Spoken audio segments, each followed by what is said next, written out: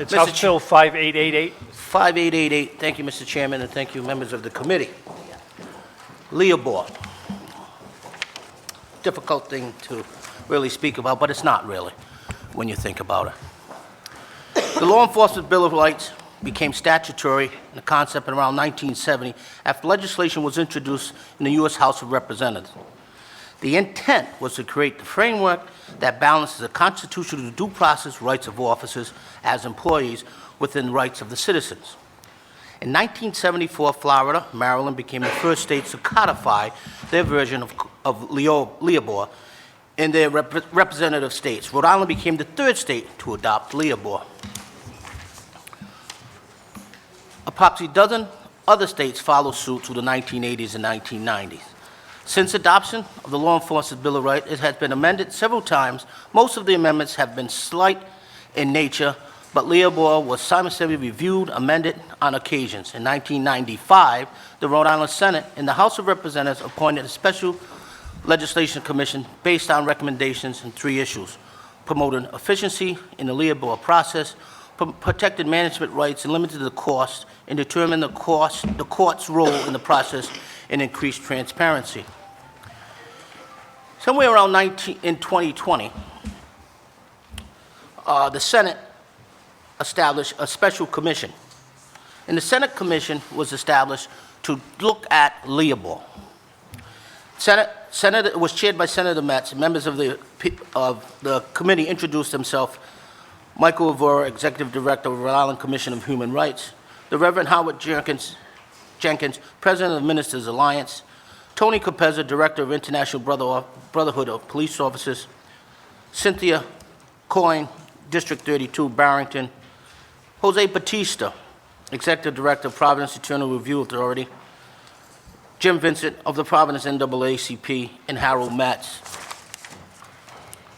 The proposed task force shall be to make comprehensive studies and provide recommendations to law enforcement's Bill of Rights.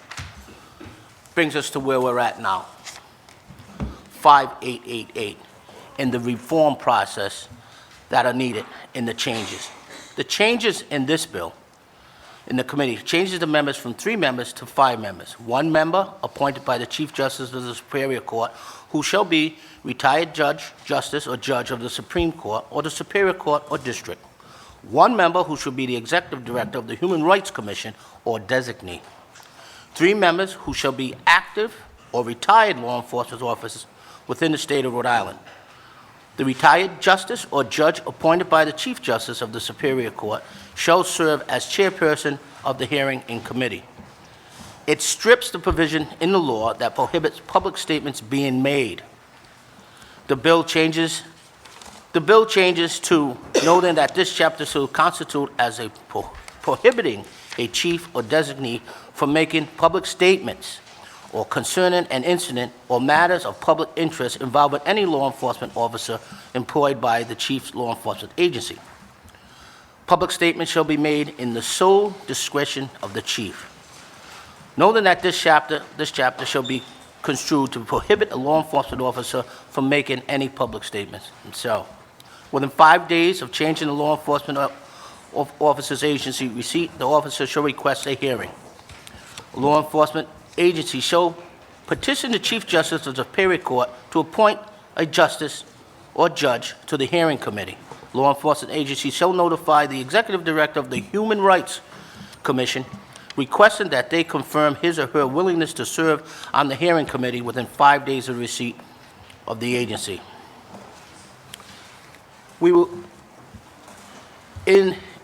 It strips the provision that requires police chiefs associations in the Fraternal Order of Police and International Brotherhood to provide a list of possible law enforcement officers to serve as chair and hearing committee. Department rules and regulations go from 2 days to 14 days. Minor violations go from department changes from 2 to 14 days. As an active law enforcement officer in the city of Providence for the past 35 years, I have a new position on this bill. Being an active black law enforcement officer makes my view more unique. Times have changed, and the dark underbelly of bad law enforcement officers is now being constantly exposed to light.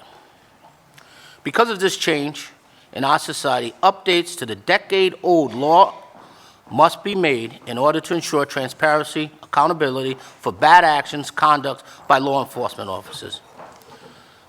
When I say the vast majority of officers I surveyed over my 30-year career are honorable individuals with the sole purpose and dedication to protecting the lives of the people in the city of Providence. But any barrel of apples, there were a few rotten ones. This is why the bill needs to be changed.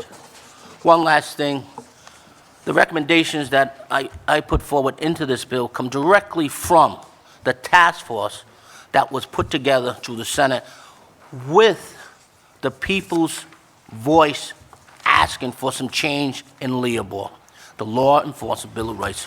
It's just something not made up. And they came to the conclusion with these recommendations, and that's why they're forward in this bill now. I thank you for your time and your consideration. This is another, this is Representative Stewart's bill, 5567. It repeals or calls for repealment of the Law Enforcement's Bill of Rights. Great. Floor is yours. Thank you so much. Thank you, Chairman Craven, members of the Judiciary Committee, for the opportunity to speak about House Bill 5567, which, as you heard, seeks full repeal of the Law Enforcement Officers' Bill of Rights, popularly known as LEOBOR. This repeal bill is not anti-law enforcement. In fact, my own father retired from the Chicago Police Department, where he was an officer. I understand policing is a difficult job. Instead, this repeal bill is pro-rule of law. I'd like to share a bit about why that matters to me. Outside of this role in the State House that I began this year, I teach teenagers U.S. history and political science. I have done so for over 20 years because I care about democracy and that we work to realize its aspirational principles, which include rule of law. Where there is rule of law, nobody is above the law. All are subject equally to the law, and there is transparency. Enacting rule of law helps to foster the public's trust in institutions, especially those associated with government and the legal system. I'm afraid that since 1976, the existence of LEOBOR has undermined rule of law here in Rhode Island, and with it, undermines trust in legislators like us, in the police, and in the state's judicial system. Currently, Rhode Island is one of 13 states that have some form of LEOBOR. That means that the majority of states in the U.S. do not have it. These states have been able to function and maintain police. Somehow, 37 other states have concluded that standard due process is sufficient. Rhode Island's LEOBOR insulates police more than most through a variety of measures like the LEOBOR hearing panel and who gets to decide who is on it, and the provision of full pay and benefits while the hearing process plays out. Some of my colleagues will argue tonight for LEOBOR reform, and I suppose that would be better than where we are right now. I want to point out, though, that reform will not address the fundamental problems that LEOBOR creates because it sets apart a group of people for special treatment subject to special rules that are opaque to the public. Some might argue that LEOBOR is justified because the nature of policing is difficult and uncertain. Unfortunately, in the U.S., in 2023, with increased frequency, many now face difficult workplace situations in which they can no longer count on making it home to their families at the end of the day.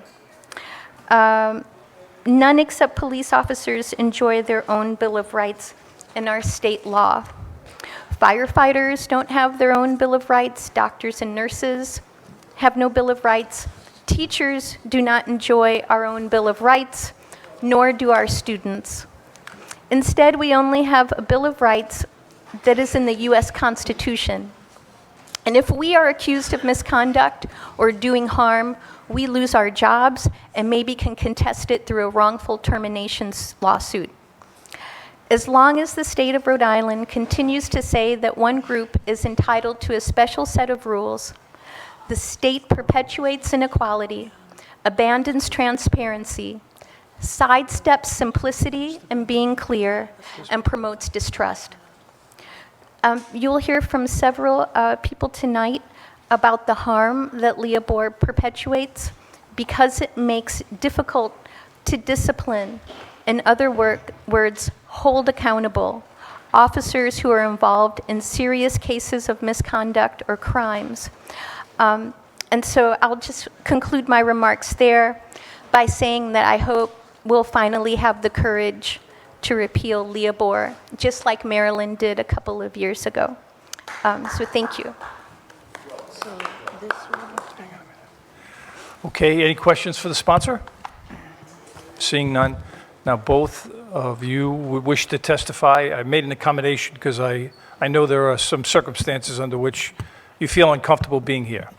But I can't treat you any differently than any of the other witnesses. So I'd ask you to keep your testimony to 2 minutes each. Okay? I'm also reading for my son that could not be here. This is overwhelming for him, the victim. Well, you can... One page for him and mine. Okay. All right. Thank you. I'm Lisa Vincent, Dominic Vincent's mother, and I'm reading this for Dominic tonight. He asked me to, but he did write up his views on LEOBOR. To the Judiciary Committee,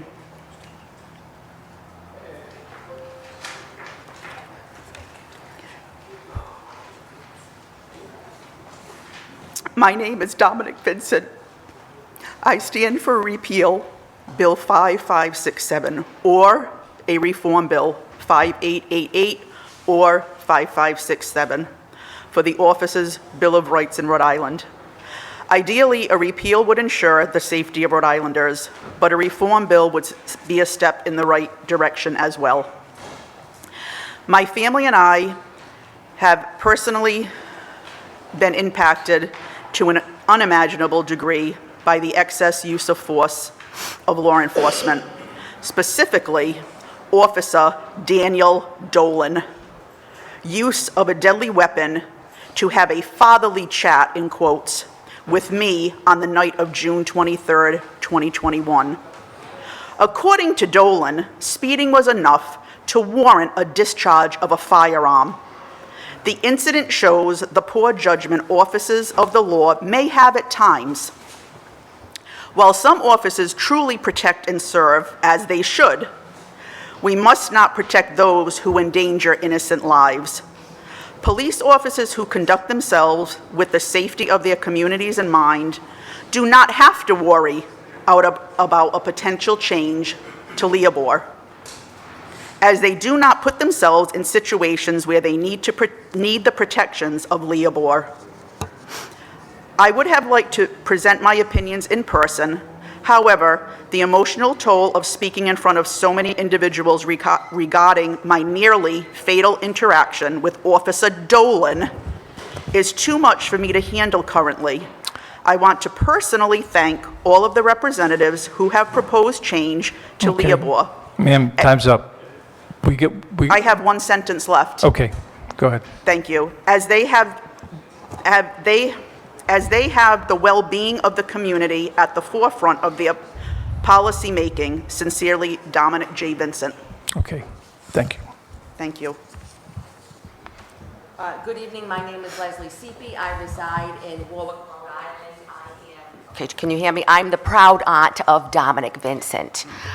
In favor of the three bills, 5888, 5667, and 6200, although I would like a full repeal, and I will tell you why. I do thank you for the opportunity to speak with you today, and thank you for hearing me. Our entire family has been gravely affected. On the evening of June 23rd, 2021, I was pulling into my driveway at home, ready to retire for the evening, and I received a phone call from my 78-year-old mother, Dominic's grandmother. There's a family emergency. Dominic has been shot. I thought, my God, how can this be? This young man is an amazing young man.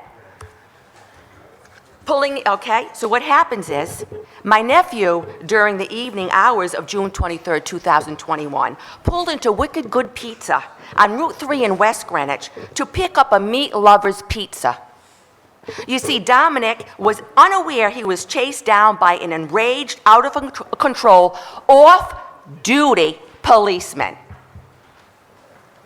Instead, my nephew didn't get his pizza. What he got is he got a gunshot wound. Daniel Dolan, enraged and out of control, off-duty policeman, terrorized my nephew. Daniel Dolan shot an unarmed 18-year-old young man, my nephew, Dominic Vincent. As I sit here before you today and choose words to describe how my nephew has been gravely affected by the irresponsible actions of Daniel Dolan, the words cannot express the deep emotional wounds Dominic has to live with day to day in addition to his gunshot wounds. Dominic now lives with PTSD, post-traumatic stress disorder, a high level of anxiety which affects him emotionally and physically. His life has been gravely and negatively affected. He is in counseling. Dominic's mom, my sister, has constant nightmares and a high level of daily anxiety. She is in counseling as well. My brother-in-law, as well, experiences a high level of anxiety, and he is in counseling. The ripple effects, being terrorized by a law enforcement officer, someone who is supposed to protect citizens, can't be adequately described. I'm almost done. Thank you. The police officer terrorized a child and now gets to sit home and collect his back pay of $120,000. It's not right. It's not fair, and it's causing my family indescribable anguish and emotional pain. I'm not an expert on the bill, but what I do know, as the law stands now, you are allowing, as it stands now, policemen or policewomen who are being reprimanded for grievous behavior and actions that need punishment to have a choice to work a solution in their favor. They get to choose who will have a voice in their punishment. Ma'am. Favorable to the police and unfavorable to the victims and the citizens of Rhode Island. Change is sorely needed. What is the solution, and how do we solve this problem? Ma'am. Either completely get rid of LEOBOR or drastically reform it right now. You are the representatives. I have a voice today. I know there's a minute and a half, but we are suffering gravely. I know. You've had over 2 years to make change, and nothing has gotten done. And how long will you allow police protection that exists, right? And just imagine this. If you representatives take action to make changes to this bill immediately, you will be a healing balm to the actions, to the past victims and their families. Almost done. Today, I am asking you, I am pleading with you to take action of reform or completely dissolve LEOBOR, the Office of Bill of Rights. Take action on behalf of the 70,000 citizens in the state of Rhode Island that each of you represent. And I am asking you to please have mercy on my nephew and the victims. Hear their cry today. I have to ask you to Thank you. terminate. I'm done. Thank you. I'm done. Thank I'm you very done, much. Okay? Harrison, Okay, I'm done. Harrison. I read my son's. Oh, okay. Harrison, I'm not going to ask you to testify right now. You're testifying on several bills, and I want to have you testify all at the same time, okay? Thank you. But I'm not taking, this was just an accommodation. I promise you, you're getting your opportunity to testify shortly. You want to read your own testimony now? Could you please keep it to 2 minutes, okay? I will try. I've had to be quiet for almost 2 years. I can't extend it any longer. I don't want to do that. Just tell us what you want us to do. That's what I'm asking you. This committee wants you to tell us what you want us to do.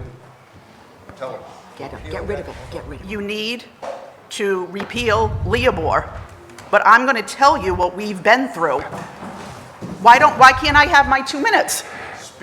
Go ahead, speak. You can have 2 minutes, but I'm going to cut you off. I can't do it. We'll be here till... Dolan keeps getting all and I have 2 minutes. Okay, here we go. Set the timer. I am Lisa Vincent of West Greenwich. Thank you for the opportunity to speak today. I am the proud mother of Dominic Vincent, who was shot by Daniel Dolan, who repeatedly has a horrible history. He thinks he is above the law. He hides behind his badge. He is a coward. What my son experiences from being shot by Daniel Dolan, who has a long history and has been protected. Nightmares each and every night. We have lived in fear. We put cameras on our house because we thought Dolan would come to our home and kill all of us because he's a family of Pawtucket evil cops. Cameras that a neighbor put in for free because we have lived in fear. Now he's gotten what he wanted, so now the fear isn't so bad. He has PTSD, paranoia when driving, intense physical and emotional anxiety. Dominic had to cancel his first year in college. If you're a parent, you know what a big deal that is. No, he was home having nightmares, panic attacks. He couldn't even write. He's left-handed. Dolan aimed to kill him because he was enraged, as he always is. I have been told by police in high positions, officers are trained, shoot to kill, center mass. My son flinched when Dolan had the nerve to say, "You're going to be shot." And my son flinched, and that is how he got shot, in his humerus and shattered, and not in his chest, over rage.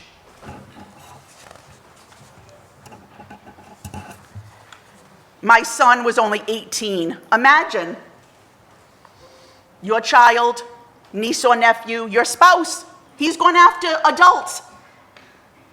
How you would feel. They are protecting bad police officers. You've had 2 years. Tell my son he matters because the criminal justice system didn't. Tell my son his life matters. He's been suicidal. While Dolan is home collecting $123,000 in weekly pay, laughing all the way to the bank. His father swore at my son and me in the courthouse, a retired Pawtucket cop. A family of Pawtucket cops. I grew up in Pawtucket. I have to be careful when I'm there because I don't know who might go after me. I'm not going to remain silent for the next victim because there will be another victim. There will be. If he killed my son, I don't think he would have been put in jail because cops don't go to jail. Tell my son he matters, please. Tell my son his life matters because sometimes he doesn't think it does. And this evil man is the one who's sitting home. Domestic issues and a whole slew of others that you know of and maybe some you don't. Those are the ones he's only gotten caught doing. You have the power to act in the best interest of the citizens of Rhode Island, not just my family. I am not asking for my family. He has done so much damage, and there are other bad cops and good cops. The bad ones are the ones we're afraid of. I fear the police now. I'm not happy anymore. I can't even think straight. Daniel Dolan has proven with his actions he is a danger to society. please vote to repeal Bill 5567. Thank you for listening and giving me the time. I truly appreciate it. Thank you, and I just want to let you know, because I know you all feel like you've been shortchanged. Your civil lawyer that is handling the civil case, I've known him since I was 14. I've talked about it extensively with him. So I'm well aware of what happened and what to do about it, okay? Thank you, because we feel like nobody cares. I do. I do. Representative Thank you very Bautista. much. Wait a minute, somebody's got some questions. Good evening, ma'am. I just wanted to say thank you. Oh, you're welcome. Thank you. I understand that there's a lot of different things happening, that there's only so much time we have tonight. I just want to acknowledge publicly your strength, your courage. I know it may feel, I can imagine that it may feel in certain moments like you are alone, like your son is alone. I want you to know publicly you are not. There are hundreds of thousands of Rhode Islanders who agree that what happened was wrong, and we're committed to working to making sure this system does not permit something like that again. Thank you very much for your time. Thank you. Thank you very much. Thank you. Yes, question? Representative Cruz. As someone from Pawtucket, 3 generations, I know exactly what you're talking about. My father was shot in the back by police. My mother was beaten. So I want to thank you for your bravery, for coming forward. And I'm a mother of 4, so I can imagine the pain, but thank you for your bravery, because I know how brave it is to come here and speak out against this egregious behavior, this corruption, this gang mentality. My brain So doesn't thank think you. right anymore. Thank you very And my much. son's a good boy and a good student, and he is kind. He is kind. He didn't deserve this. Thank you. Thank you very much. Last but not least, Mr. Chairman, finally is Bill number 6200, a bill that would substantially reform the Law Enforcement Officers' Bill of Rights. Before I begin to discuss this issue, I want to give a public acknowledgement and thank you to the many people who have opened their doors to me and been willing to sit across the table from me and have a conversation about this bill, even though we have vastly different perspectives on what it does. John Rossi from the International Brotherhood of Police Officers, John Donnelly of the statewide FOP, Sid Wardell of the Rhode Island Police Chiefs Association, as well as the entire executive board of the Rhode Island Police Chiefs Association. I want to publicly acknowledge you, thank you for your hospitality, for the extraordinary conversations we've had. In submitting this legislation, we don't pretend to have all of the answers. I learned something from each and every one of these conversations that would take place. And indeed, I'm encouraged that through conversations with people we may not agree with people with different perspectives, is the only way to reach a solution for a bill as big as this one. Separate from that, I want to thank all of my colleagues, specifically Deputy Speaker Hull, who put in legislation today, and Representative Norrie, who is not currently here, who have also shown me their hospitality and willingness to have difficult conversations on this issue. Last but not least, I'd like to thank the various community groups who have spent countless hours and resources fighting for legislation like this, not the least of which would be the Black Lives Matter PAC. Bill 6200, how would this change LEOBOR? There's a lot of areas in which I agree with some of the other reforms that have been talked about today, including Deputy Speaker Hull. I think we should expand the panel from 3 people to 5 people with 3 civilians. I think that we should make it more make it simpler, make it more flexible for police chiefs to make comment on ongoing issues. There is, however, one very important distinction with my legislation as opposed to the other bills. My legislation would empower police chiefs to implement discipline for police officers rather immediately. It would not wait for a LEOBOR panel to finish before a chief can implement discipline, but it would honor and acknowledge the labor laws and actual due process that is required to give to police officers, mainly being what we call in the legal world a Loudermill hearing. If you're accused of misconduct, I agree. The police chief should not be able to just snap a finger without doing any homework and issue discipline. But after doing an investigation, after presenting the police officer with the accusations made against them, after giving the police officer the right to retain an attorney and respond to the allegations made against them. Once this conversation has been had, there is no reason in law or in policy why a police chief should not be able to implement punishment at that time. Indeed, many other states do it this way, and contrary to what has been stated in some contexts, this is not against due process. Due process is the process that I outlined. Somewhere along the way, the bill here in Rhode Island has become one of the most favorable bills for police in the state. In no other state can police officers, first of all, have a board made completely of police officers, select one of the police officers on that board, and also have a voice as to who is the second person on that board. What began as a very valid exercise in providing due process to police officers that we should acknowledge and is proper has been overblown and overgrown into something that experts have called supersized due process. I just want to state one last point quickly. Where does LEOBOR come from? The origin of LEOBOR actually comes from a case that came down from the United States Supreme Court in 1967, if I'm not mistaken, Garrity versus New Jersey. In this case, there was a police officer being investigated for a ticket-fixing scheme.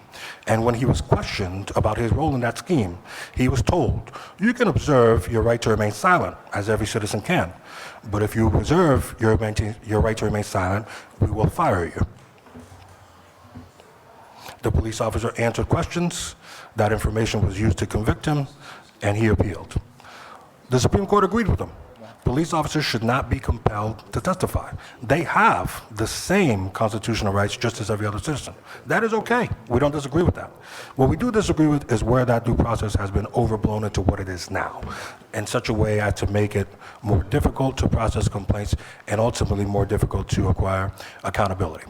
So I appreciate the opportunity to be heard. This is a gigantic calendar. It's a very important theme. Every single one of these bills, whether it's LEOBOR or not, deserves our full attention and consideration, and I, at that point, will yield the floor. Thank you very much. I want to thank everyone for the committee to give me the opportunity to testify today. I am John Rossi. I am a national service rep for the International Brotherhood of Police Officers. I'm testifying tonight in opposition to all of the bills that have been presented about LEOBOR. There is one, however, that would be H5888, that I think that in its present form we can't support, but we believe that we're working to resolve that so that we can support that bill. LEOBOR is nothing more or less than due process that's afforded to public employees. And LEOBOR is the sole remedy for the due process for those police officers who are also public employees. I'm trying to be brief. I have testimony prepared for each and every bill, but to sum it up, we are definitely in the camp to reform the law. Right? We realize that it hasn't been looked at in some 25 years, and that it needs to be looked at. Also, I think what needs to be taken into consideration, too, is that I believe law enforcement in this state has been at the forefront in not only accepting body cams statewide, that's being rolled out, but taking a position to advocate for those. Everyone in this room wants good policing. Representative Bautista was kind enough to meet with me, and we do agree on many issues. There's some fundamental disagreements that we have. We actually have a lot in common. But I have to have a fundamental disagreement with him, but I don't have to be disagreeable with him or anyone on the panel on the committee who feels otherwise. We're committed to reforming this law without a major overhaul that would impede police officers' due process rights as public employees, rights that have been conferred to them by both the U.S. and the Rhode Island Supreme Court. And that'll conclude my testimony to be brief. Thank you, John. Any questions for John? Mike? Thank you. Thank you, esteemed panel. It's not, there we go.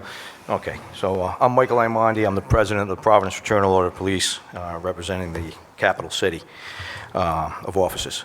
So I just want to touch briefly on a few things that, John testified to just now. We all agree that changes are coming, okay, and changes need to be done to LEOBOR. It's to what degree is reasonable, okay? That's what we're looking at, something that's reasonable. Keep in mind that we're one of the only professions in law enforcement where most of our decisions are split-second decisions or decisions made on the fly, right? So you're prone to, you may make a wrong decision or you may have a wrong action, but was the intent of the action malicious in intent? Was it to be harmful, or was it done out of good faith thinking you were doing the right thing at the time? So, and that has to be taken into account. And, LEOBOR was put in place years ago because of the frivolous complaints that were placed against officers through the, who may have a friend that knows the mayor or the chief and, may not have liked the way a call was handled, even though if it was handled properly, and then that officer would be disciplined for that with no recourse. So that's some of the basis behind of LEOBOR and where it started. LEOBOR's not there to protect the officer who does something that's criminal. It's not there to protect him from being disciplined. It's just to give him the fair process of an appeal should he feel or her feel, he or she feel that the discipline is not warranted for their actions. And it gives them a platform to speak from in their defense. That's basically all LEOBOR does. It doesn't impede the ability of a chief of police to impose a sanction on an officer. Everybody's under the impression that he or she, as a chief of police, can only impose a 2-day sanction before LEOBOR is invoked by the officer. That's not true. That's a falsehood, okay? A chief of police can can put upon any discipline he wants if the officer feels it's, highly, what's the word I'm looking for? It's more of a discipline that should have been imposed given past histories or disciplines that have been imposed in the past for the same infractions. He has the right to go to LEOBOR at that point. But on many occasions, officers will accept pretty much just about any discipline the chief gives them. And I'll give examples of, we've had an officer take a 10-day suspension just for saying, who wants more? Now, given the situation that taken place in, it made it look bad, right? It made it bad. But those words ended the situation. It stopped it from going any further. It stopped it from getting any worse. So it actually de-escalated the situation rather than escalated the situation. And he took a 10-day suspension for that, just for those words. We have another case where someone was standing on a body-worn camera, which is evidence of a crime, and they wouldn't move. And when the officer pushed the person off the camera to get his camera back, he took a 2-day suspension for that. Now, we all want the body-worn cameras to work. We all want them to work in our favor, right? So it shows everybody the transparency of what's going on, but yet you want to suspend an officer for trying to retrieve the evidence that's going to show that. And he did nothing wrong. He didn't hurt anybody. He just pushed someone away from it. So LEOBOR, they didn't invoke their rights to LEOBOR because they felt, I'm just going to take my suspension. I'll take my licks and I'll go away from there. We've had another officer who lost his job in LEOBOR over the last probably 15 years now, where he made an off-colored comment, thought he was joking with people. People didn't take it as a joke. He rolled the dice. He could have taken a lengthy suspension. He rolled the dice. He got fired. He got fired for one incident in his 20-year career, a verbal incident, and he got fired. So LEOBOR works. Currently, as it's written, it works. And I understand that we need changes, and I understand that there's transparency that needs to be, that needs to be there for the chiefs of police. They need to be able to speak more openly about them and whatnot. And we're not in disagreement with changes that are coming, okay, or some of the changes that are coming, I should say. We are on board. We have been sitting down with the police chiefs associations. We've sat down with several representatives. We have tried to come to a reasonable agreement that could be pushed forward, that would be acceptable to all parties involved. And, we're here trying to come to that agreement that can be agreed upon by all of you.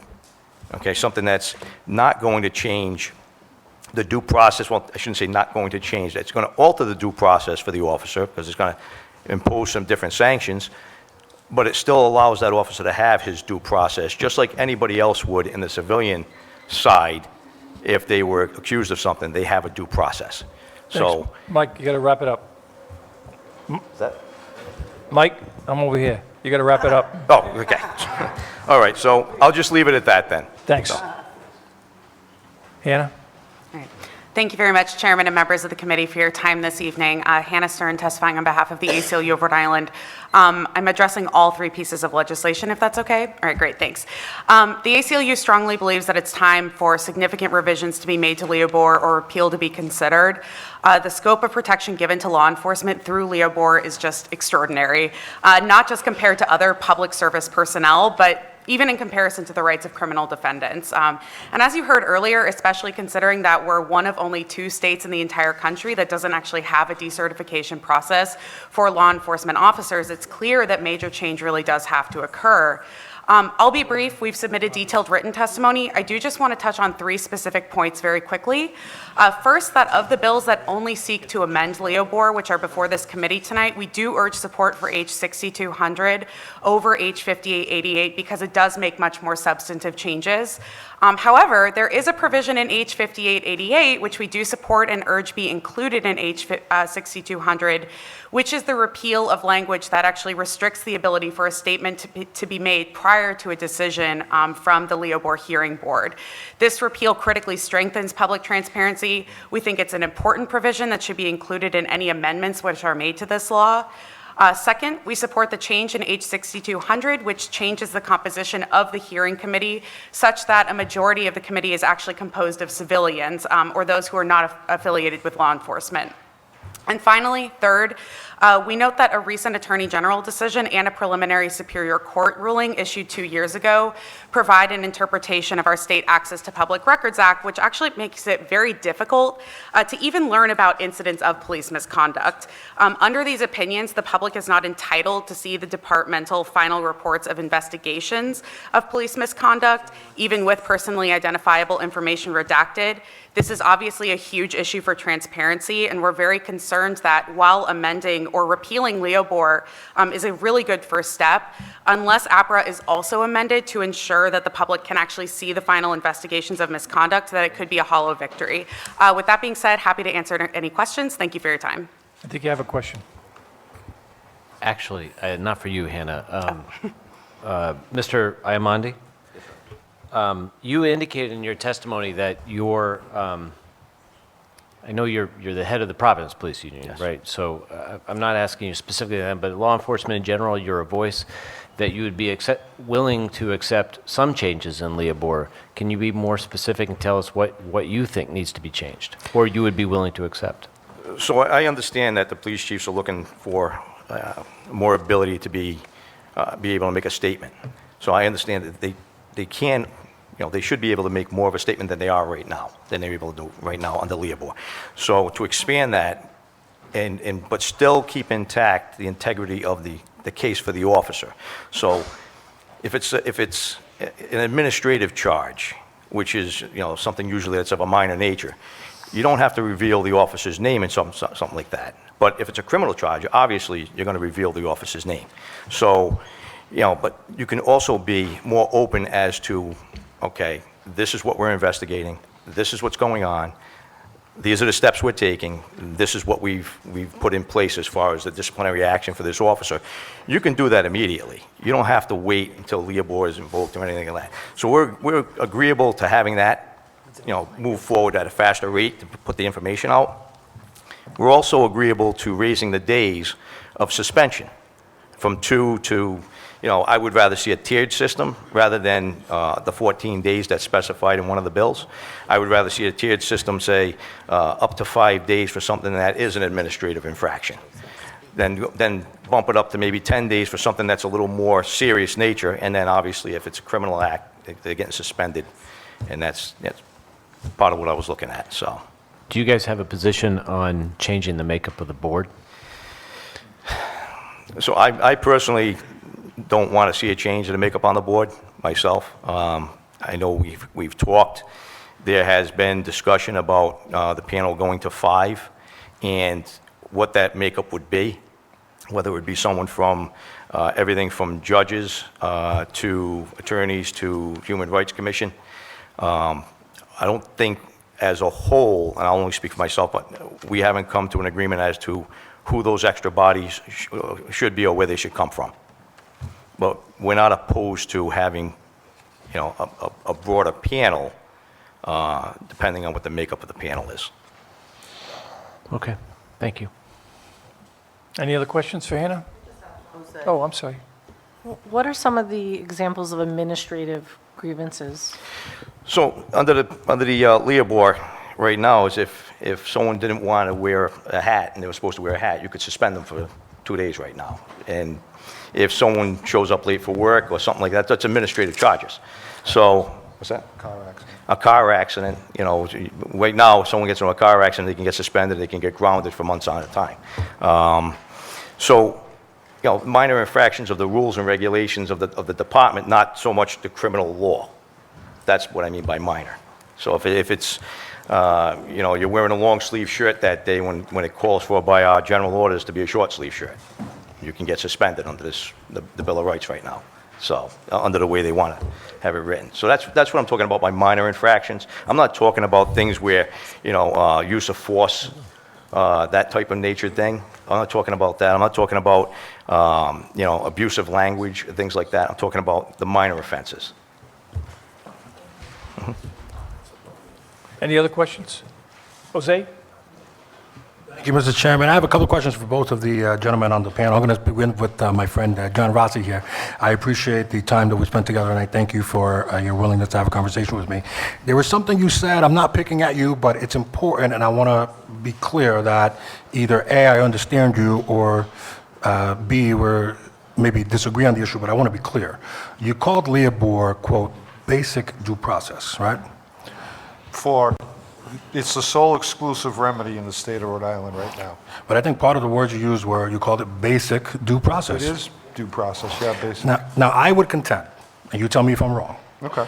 the LEOBOR that we have in Rhode Island does much more than give police officers the due process that they're owed under the law and the Constitution, doesn't it? I don't believe so. So police officers are public employees. Correct. And as public employees, they benefit from all the laws that protect public employees. Correct. In part to say that the government can't fire you without some sort of process. Correct. I would submit to you, and you know, we don't have to say right or wrong right now, I would submit to you that the only part of LEOBOR that is constitutionally required is that initial Loudermill hearing that we were discussing. You're accused of doing something wrong, whether it be criminal or not. You're presented with the facts. You have an opportunity to have an attorney respond to the facts, do an internal investigation. Once that preliminary part is done and you're confronted with those things, that's essentially the due process that due process, check the box. Everything beyond that is extra. That is what I contend. If I'm legally wrong about that, I'm happy to have a conversation. I don't have a problem admitting it. But part of the issue that I think, and this is not personal, you know that, within these conversations, we use buzzwords like due process, and that confuses people, even who are lawyers, because we have due process under the 4th, 5th, 6th Amendments, right? You can't just be arrested and thrown into a black van and nobody sees you ever again. And when we talk about due process, what that Garrity case says is that when you're a police officer, you don't sign those rights away. If you're accused of a crime, you don't have to speak. Period. Correct. Period. And LEOBOR is not, you know, you're not interviewed for LEOBOR. If it, in fact, right in the law, if it's a criminal act, you're advised of your constitutional rights and afforded an attorney. You're I'm right. talking strictly from an employment point of view. Right. And the vested property rights that I believe all public employees have. And I'm certainly not a lawyer, and so I'm not even trying to get into a legal wrangle with you. But- I read that, I've heard that phrase a few times. I read it in an article today Yeah. talking about basic due process. And what I would respectfully submit, and you know, I know we're going to have a lot more conversations about this, LEOBOR that we have in Rhode Island is not basic due process. It is a lot more than that. All right, and we'll continue that conversation. Yeah, I've probably going to disagree with you on that, but okay. I can and- understand where you're coming from, right? I appreciate that. You know, I think the Senate Commission was about everybody who's, myself and my friend from Providence FOP, is I think the Senate Commission was about transparency, right? And that's about the statements that can be made, right? So I tend to agree that the limitations placed on the chief is not good for anyone involved, right? So transparency, and I think the other takeaway was expansion of the panel, right? And so, and we had a conversation. I have sat on LEOBOR boards, hearing panels, and I can tell you right now, and I told you this, that I welcome a judge to be part of the panel and be the chairman of that panel, right? I welcome that, because the way the system's set up right now, the fact of the matter is sometimes it's baked into the pie depending on who the neutral is out of the three offices. So expansion of the panel, transparency, and lengthening of the days in terms of what you can get suspended for. Now, 14 days for not wearing your hat. There's been a recent LEOBOR case where someone got charged with not saluting the mayor, right? And looking at termination. So let's think about what that 14 days means. I did some quick calculations. Probably anywhere between $4,000 and $5,000 that you'd have to take a hit for minor infractions. You weren't wearing your tie. And with the implementation of body cams, there's going to be auditing done to those body cams. And randomly, they're going to pick people every month and just going to pull your tape. Don't have your hat on. And it says right in the policy that was developed that you're subject to discipline. So that's what we're talking about. Anything else besides employment, infractions of the rules and regulations, we're talking about something else. I think everybody in this room, everybody in Rhode Island wants good policing, right? We want good, clean policing. We don't want bad apples in our profession, not at all. And we're working towards trying to reform this law so that parties will be satisfied. I think there's some people who have a fundamental belief that police culture is one of cover-up, is one of sort of corruption in that regard. And I'm proud of my career. I never played that game. The chips fall where they may, right? So thank you. And I didn't mean to go off on a tangent. I apologize. Thank you. Yes, go ahead. I appreciate that. And listen, I say this, my father was a police officer for a long time. He got caught up in a lawsuit where a kid died in custody in a jail out where I grew up that he was on the clock for about this long, but he was wrapped in with the defendant. So I get that. I get not wanting to be nickel and dimed, particularly in a paramilitary organization where you really don't have a lot to say. I get that. What I'm trying to get to is the solution that prevents an Officer Dolan situation where he may have been not guilty in front of a jury, but everyone agrees that those were not the appropriate actions of a police officer who was off duty at the time. And, and now the city is saddled with a money debt to a guy that no questions asked shouldn't be on the job. And it's because of LEOBOR. So like the small stuff, I'm with you. I see where you're coming from, but we got to fix it so that the big things like that don't happen. It's my 2 cents. It's not a question, it's just my 2 cents. Okay, thank you. Thank you, Mr. Chairman. Thank you, everyone. Next panel is Jonathan Tuttle, Jeremy Costa, and Jim Vincent. Harrison, he's the oldest guy, you got to give him. You sure? I do, yeah. All right, my name is Jim Vincent. I am the immediate past president of the NAACP Providence branch, and I'm also a senior advisor to Black Lives Matter, Rhode Island PAC, and I'm also a former member with Representative Bautista with the Senate Commission that was alluded to earlier that President Ruggiero had put together with Senator Metz.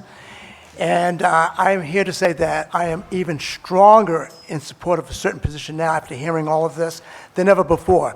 I am strongly in favor of repealing LEOBOR altogether. I've heard enough. It's illogical. It's irrational. 36 or 37 states don't have something that Rhode Island says we need. How can you need something where the other 5 New England states don't have it? I'm not against law enforcement. I'm pro-accountability. And for me, I understand the difference between police officers, teachers, public works workers, and so I'm not trying to debate the difference between those workers. But I do understand that there are police officers in Massachusetts and Connecticut. So let's look at apples to apples. As Representative Bautista said, they're not going to lose any due process. What we have here in Rhode Island is due process on top of due process, and maybe even on top of that, which is ridiculous. It's redundant. You know, we've had it for many, many years. In the beginning, we probably needed to have it because you had chiefs that were acting in a rogue fashion, probably over-disciplining people for the frivolous things. But that was 60 years ago. 60 years ago, life has changed. This world has changed. All right? So I have never heard one credible or rational response to why we should keep LEOBOR in the last 5 years that I've served as the president of the NAACP and as far as being a member of that commission. Not once have I heard something that made sense to me. I'm not the smartest guy in the world, but it just makes no sense other than the fact they said we've always had it. I said, well, we've had Ann and Hope, we've had Benny's, and we don't have that anymore. We learned to live without them. Why can't we learn to live without LEOBOR? It's simple. You don't want to have something that's unnecessary. Arguably, the hardest state in the country to discipline an officer in the country is Rhode Island. Why are we so unique that we're the toughest state in the country to discipline an officer? I testified when that officer made that racial slur and was fired in LEOBOR. It took over a year to fire a person that in most states, maybe 75% of the states, would have been fired in a fraction of that time. Police officers say that the most important part of their job is police-community relations, and that the stronger the police-community relations is, the better it is for them and for the citizens. They say that, and I agree with that. Police-community relations has to be strong for good policing, for good accountability. Well, I can think of nothing more injurious or harmful to police-community relations than LEOBOR, this structured LEOBOR, the due process on top of the due process on top of the due process. You heard what happened in Pawtucket. Okay, that officer hasn't even been before the LEOBOR Commission because you cannot go before LEOBOR until the criminal case is adjudicated. And mind you, if it's a guilty, they can appeal to the Superior Court, and you have to wait till that is adjudicated. So it could take a year, 2 years, 3 years to fire somebody that in most states would have been fired in 2 months. So I, for the life of me, can't understand the logic of having due process on top of due process just because we've always had it. Like I said, we had Benny's, we had Ann and Hope, and they're great stores. I love those stores. And they're gone, and I'm sorry they're gone. And I miss them, but I'm not going to miss LEOBOR. I'm not going to miss LEOBOR because it does more harm than good, and we just need to get rid of it, and let's get rid of it now once and for all. Repeal the whole thing. Thank you. Any questions for Jim? Thank you, committee. That's why Jim Vincent goes first, right there. That's, well, It's, you know, Get them older. he knows where Ann and Hope is, or used to be. quick question for the chair. Do you want me to testify for all of the bills? Yes. Okay, great. Thank you, members of the committee. I'm going to testify first for the repeal of LEOBOR. Black Lives Matter, Rhode Island Political Action Committee strongly supports the repeal of LEOBOR. And, you know, a lot has been said. I want to first off commend the Vincent family for coming out here today. And, you know, it's reliving the worst day of their life. And for them to come out here to tell their story is incredibly important. There are a couple of things that I want to get into and break it off into segments. The first element is transparency. When an officer does something wrong, the public deserves to know everything about what that officer's future is going to look like.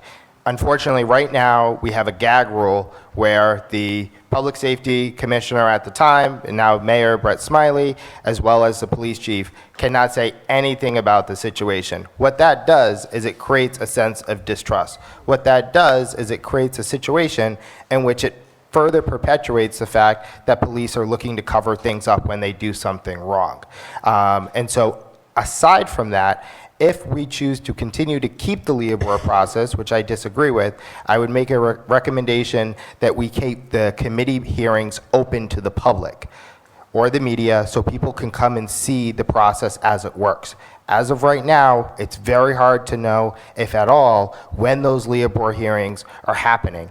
And those LEOBOR hearings cost $30,000 per hearing, and they happen 1 week. And so it's costing the taxpayers money to have a process in which the rest of the country does not have. I got to speed it up. The second thing is accountability. I don't know when Officer John Lugo is going to be working at all. I don't know if he's going to be working in Warwick. I don't know if he's going to be working in Providence. I don't know when Sergeant Hanley, who has been off the police force as an active member, is going to finally have his LEOBOR trial, which is going on 2 years because he was found guilty of a criminal charge for assaulting Rashad Gore. But he's still getting benefits. And most likely, if this bill does not include making sure that there are significant changes, he is going to get his benefits and is going to get his retirement plan because he exceeds 20 years. So there's a real urgency, not only from the victims, but also from a legal perspective and a financial perspective.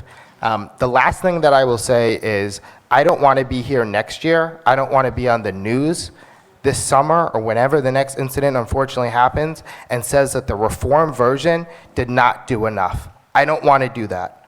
I don't want to come back here, and unfortunately my fear, not to bash Deputy Speaker's bill because I want to work with him, I don't want to be back here and say, well, the same thing that happened with the reform, Sergeant Hanley would still be able to have that process.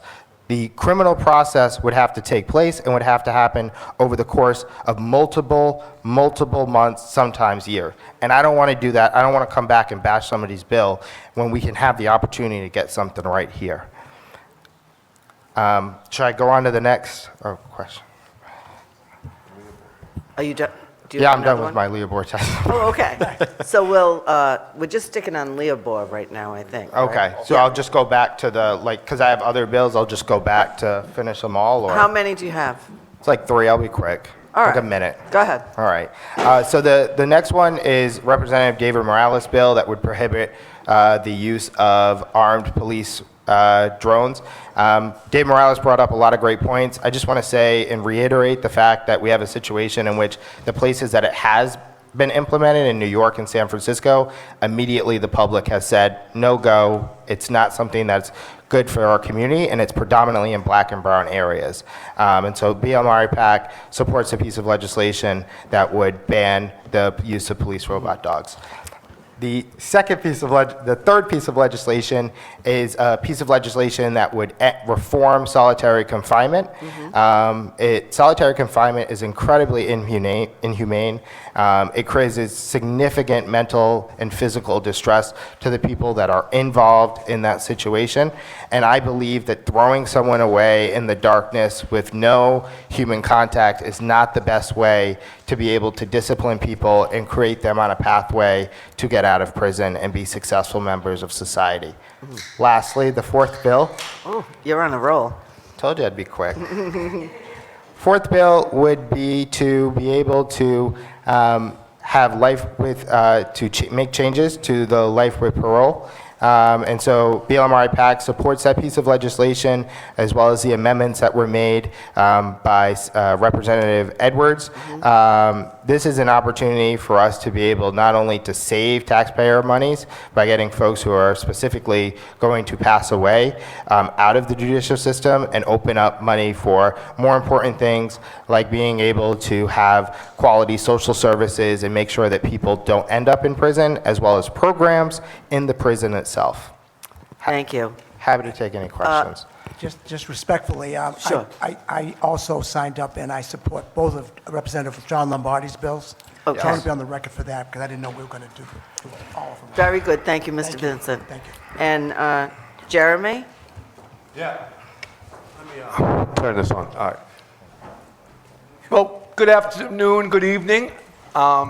First, I want to recognize some unbelievable testimonies from the parents of Mr. Vincent. I think that was very heartfelt and warm, and I hope you guys digested that. I hope you guys listened. Many of you guys were walking around. Now, I'm going to talk about Mr. Hull's bill real quick because it's just a lot easier just to break them down. Mr. Hull's bill doesn't go deep enough. It doesn't do enough because the people that need to be investigating are still doing the investigation. So how can you pass a due process law when the folks that need to be investigated are actually doing the investigation? So that is a no. That is just, I wish I could have the piece of paper because I would tear it up right now.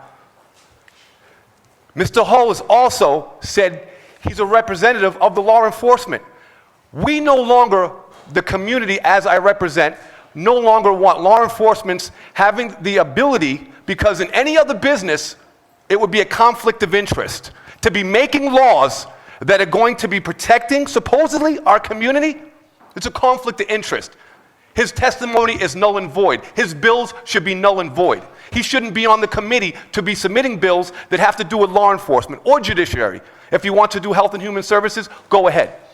But we need to understand, we need to stop these institutional restraints and continuing to put more institutional restraints on the body that you guys are supposed to be, which is progressive. We have come way too far in the past 2 years. I've seen the growth. And we cannot allow people that have infiltrated this body of work to be able to make the laws and to manipulate you guys to be able to do such. Well, Mr. Costa. I'm just saying. We are duly elected. Wonderful. Every person you're talking about is duly Wonderful. elected. And I appreciate that. 70,000 people have got an opportunity to weigh in to select you. You have a moral obligation to listen to the testimonies of the people in regards to these bills. Okay. So, the next one. Move on to the next one. Yes. Thank you. 618, 6181. Is that correct, Mr. Bautista? It's actually kind of like it kind of gets into it, but it doesn't get into it enough again.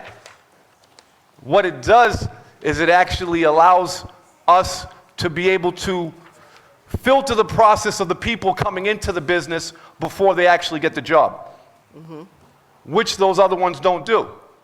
It allows us to decide who and will be our guardians in the community. We have to maybe start rewording. What I liked about that bill, because he actually framed it. He actually gave it an act. He actually gave it some substance before he got into explaining it. But again, it doesn't do enough. It doesn't heal the pain that Mr. Vincent is feeling right now. It doesn't do anything for his PTSD, and it doesn't do anything for those that have been afflicted while these cops today, walk freely, get paid on taxpayers' money that are paying you to do your job. So, again, I appreciate the work, the thoughts. And so now we'll go to 620, which is a combination of the 6181 and That's this one. 6200 by Representative Bautista. Yes, Representative Bautista. Also a very good addition, which would be the 5 bodies of the 5 panelists, which would be 3 from the community, which if anything is going to happen, that needs to happen. Community needs to be involved. People that have been afflicted, people that have actually been a victim need to be on that panel. I seen 2 great representatives today that could actually body that. We don't need a judge that is going to be protected by law enforcement or mayors that have been protected. That is part of their syllabus to protect the judges and the mayors. We don't need them because we don't want any corruption involved. So no judges, no Department of Human Services, no DYCF, whatever you want to call it, any alphabet name you want to give it, we don't want it. We want community activists, community leaders, community representatives, people that have been afflicted by these police officers. And we'll go to Mrs. Stewart's bill right now, which is 5586, something like that. I don't know.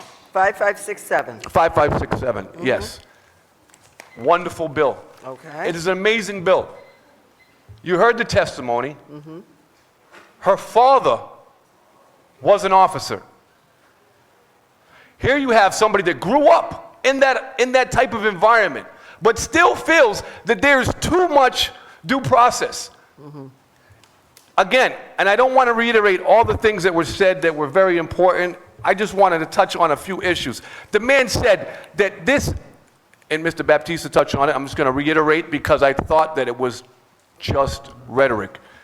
Due process afforded to public employees. I'm going to read to you the Constitution real quick, and I'm going to end it. No, I'm not going to read the full Constitution. I'm just going to read Section 4.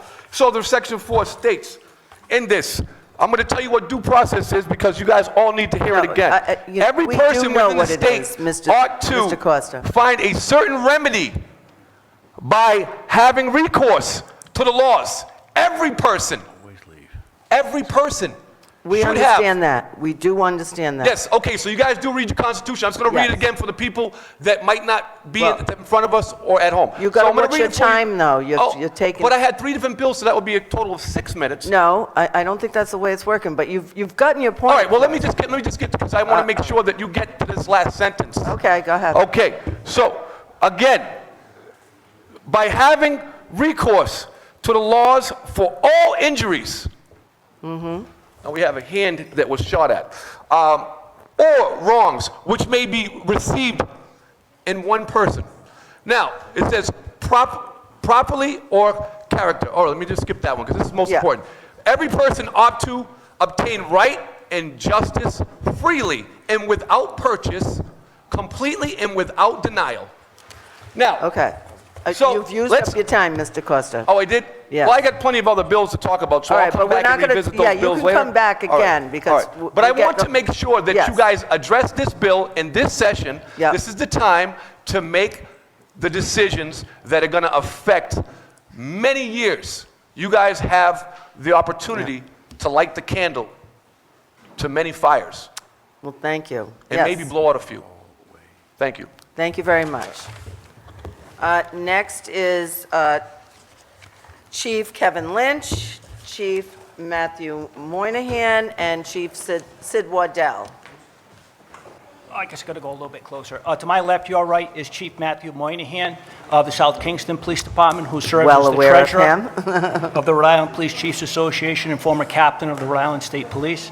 I'm Chief Kevin Lynch of the Bristol Police Department, and I currently serve as the president of the Rhode Island Police Chiefs Association.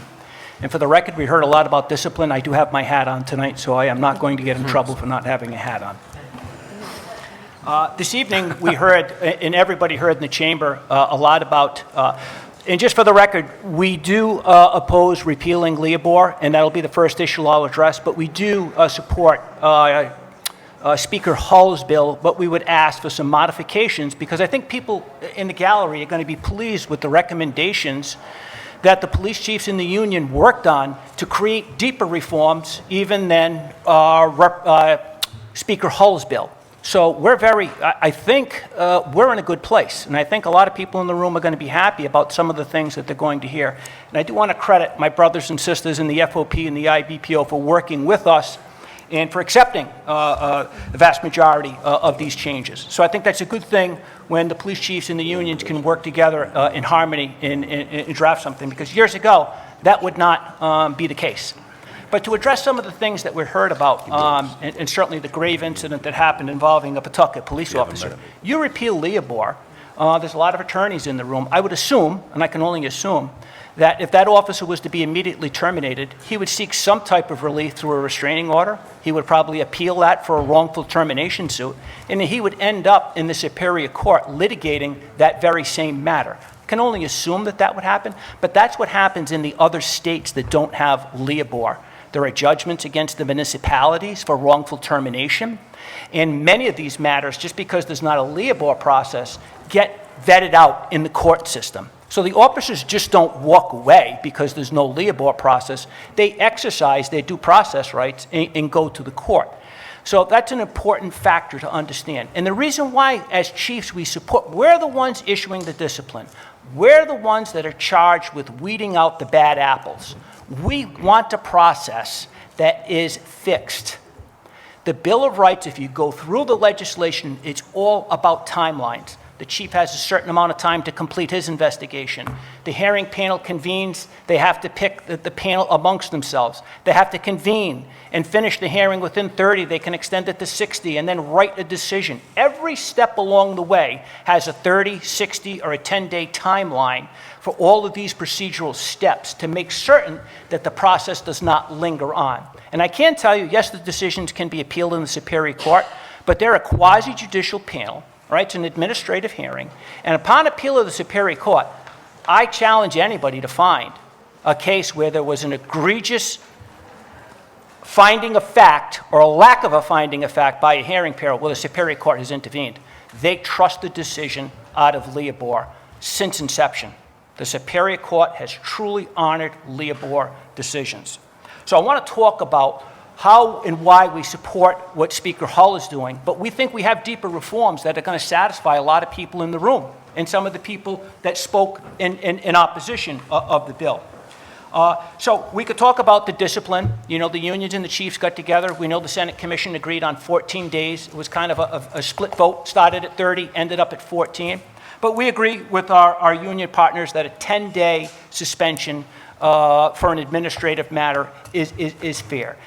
Now, don't get hung up on the 10 days, because if an officer commits the infraction on Monday, Tuesday, Wednesday, Thursday, Friday, that's 5 times 10, that's 50 days.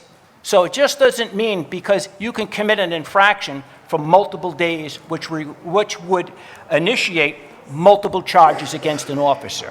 So the 10 days is truly not the cap. It can be more days based on the number of days that there's an infraction and how the hearing and the charges are written.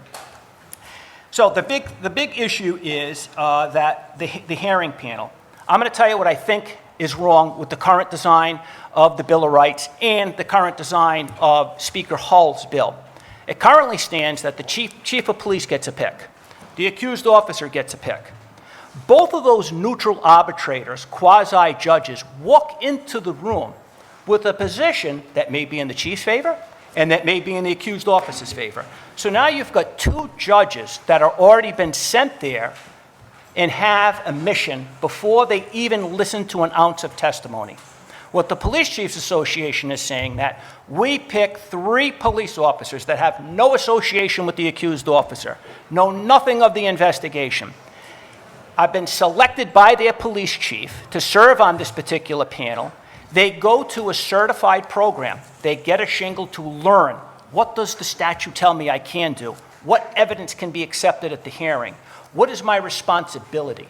They walk out of it.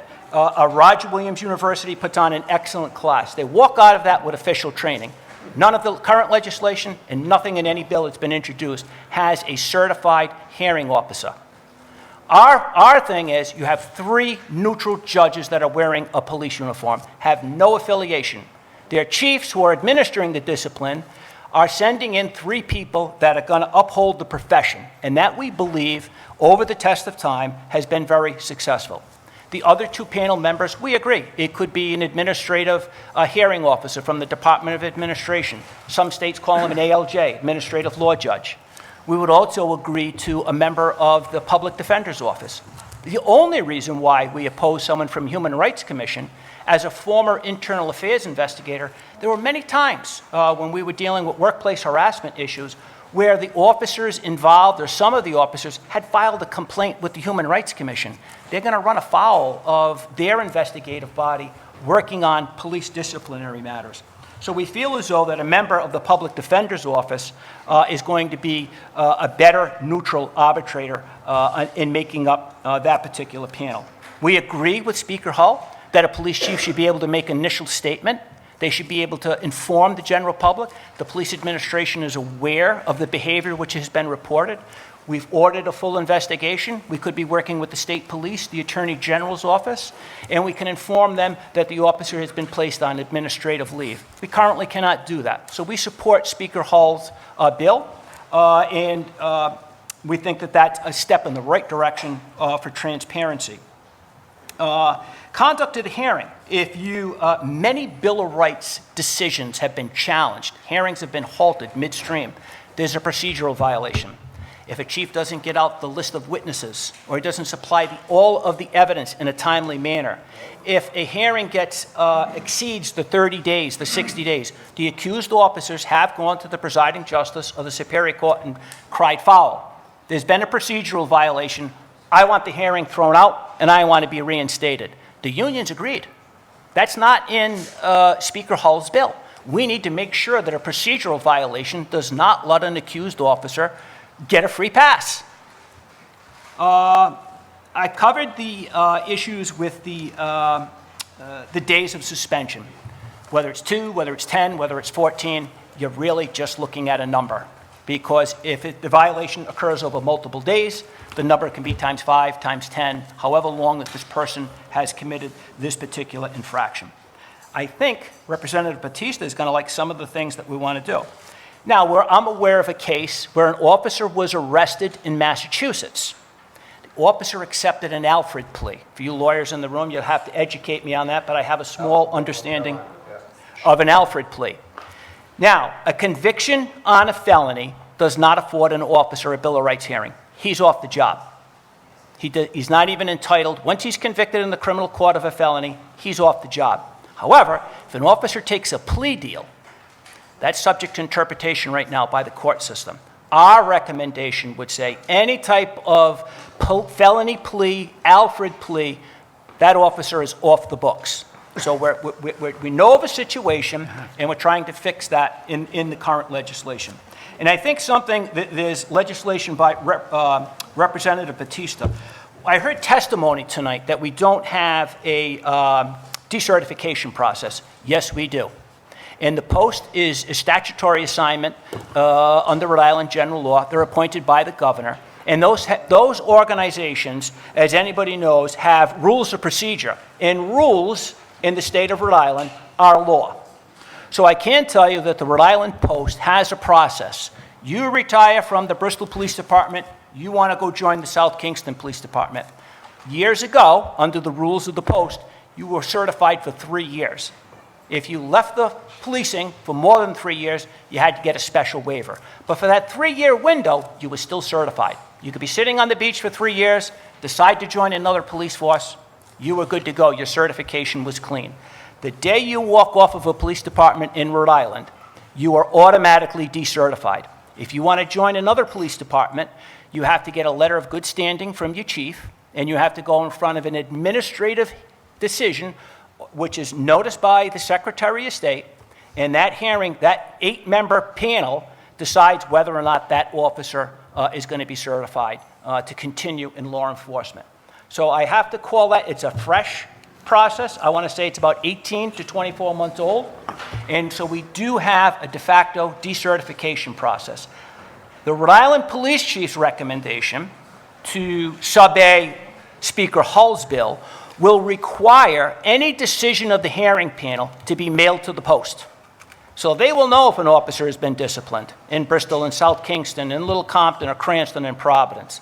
Also, if that officer is terminated, we want to put that officer on a national registry. We don't want him going out to South Carolina, Florida, and picking up a shield in another state. So I want to thank the unions for working on us. This type of harmony in relationship with the unions, we always had great relations, but when it came to LEOBOR, they came a long way, and they deserve a lot of credit. They want professional policing just like the chiefs do. And we ask you, as an association, we are charged with running our police departments efficiently and effectively, and that includes discipline.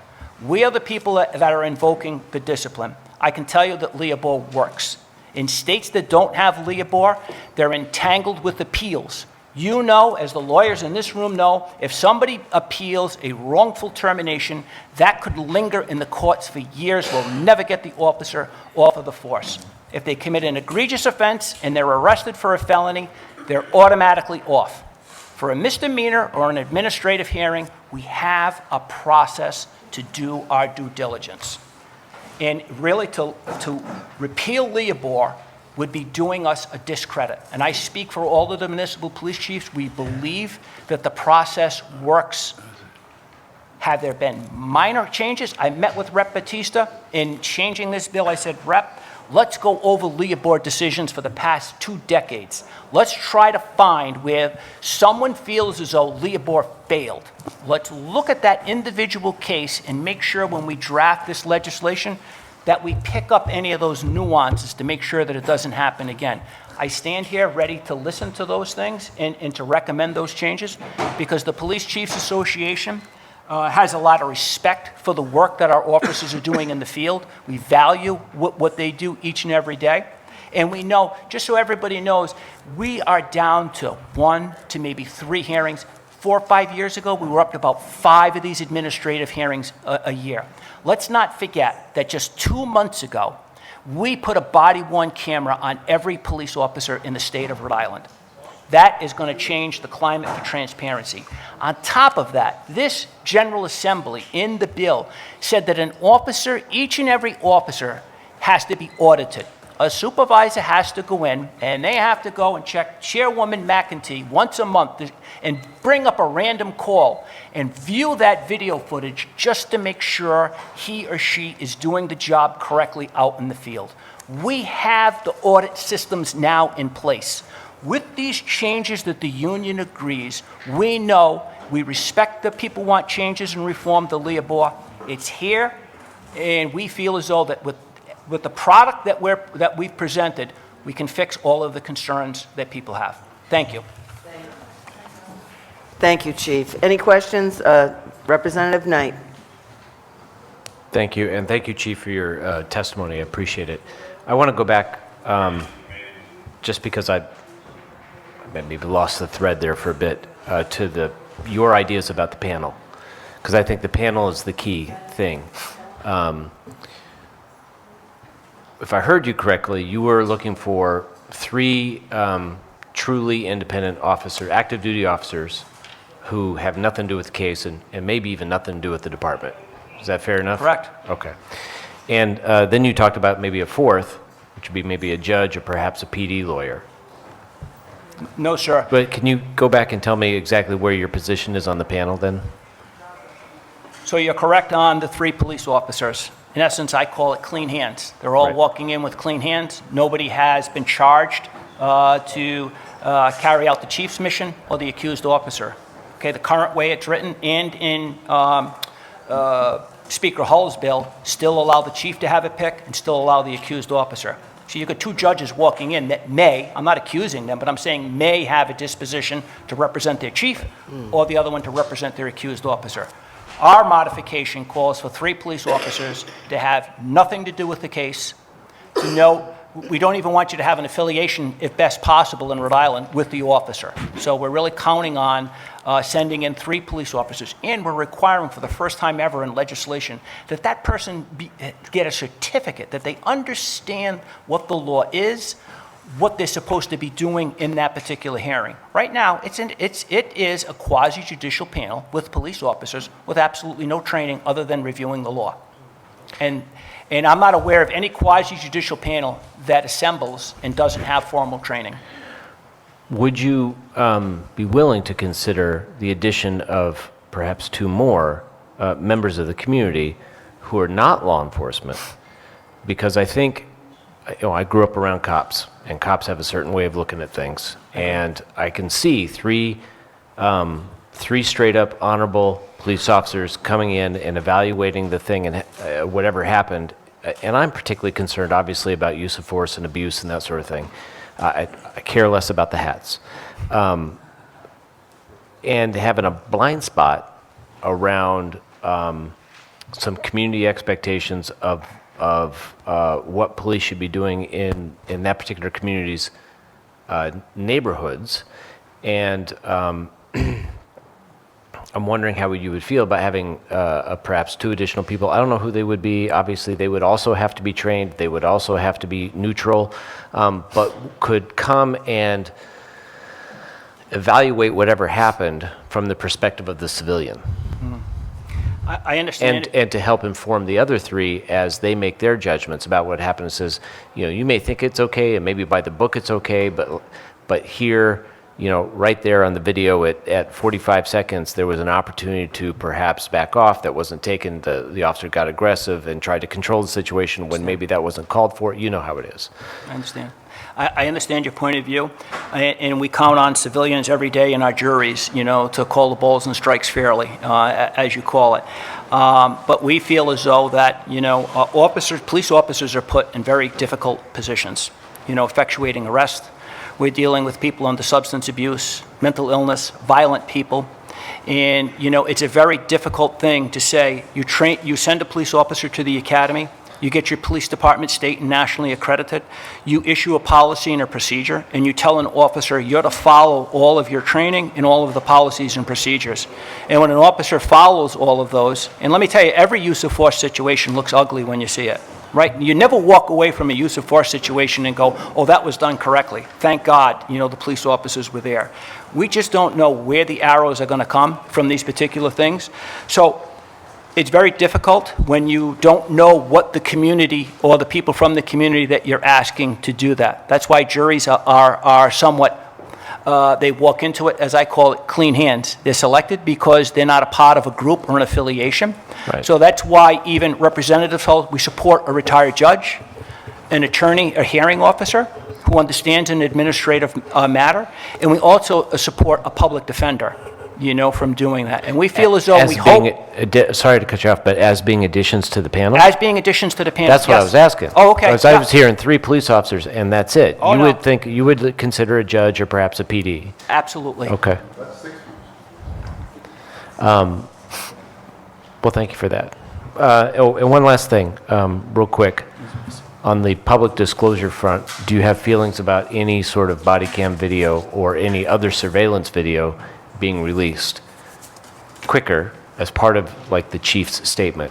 And I say that with the caveat that I know there are videos and there are videos, and there are safety concerns and there are investigative concerns, and that depending on what's going on. But in general, I know that the public wants to see the video quickly.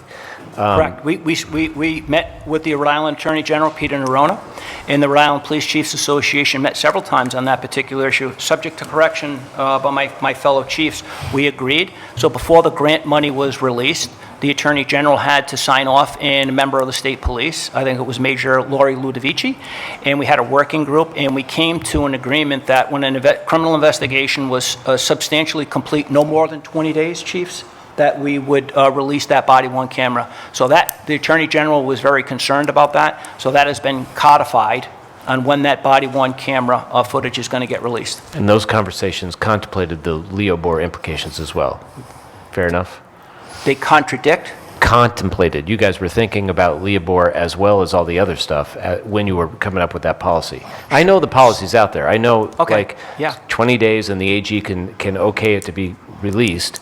But that's through the, I guess if LEOBOR runs, if LEOBOR runs against the grain of that decision, it sounds like you guys are willing to make sure that I guess the way we set up body cams, if we were to change the LEOBOR law, we could incorporate that concept into the LEOBOR change so there's no questions asked. Sure, I think both issues stand alone, but we have no problem with, you know, being redundant and saying that the body-worn camera would be released.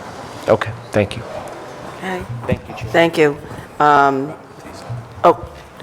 Can I just say one thing before?